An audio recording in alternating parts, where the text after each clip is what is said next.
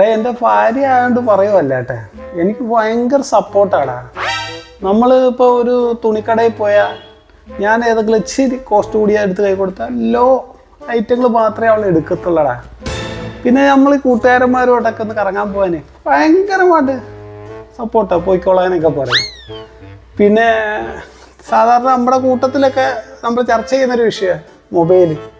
എൻ്റെ മൊബൈലെടുത്ത് അങ്ങനെ ചെക്ക് ചെയ്യുന്ന ഒരു പണിയേ അവളില്ലടാ. പിന്നെ എന്തോ കാര്യമുണ്ടടാ. എന്തോ അത് എന്തോ ഒന്ന്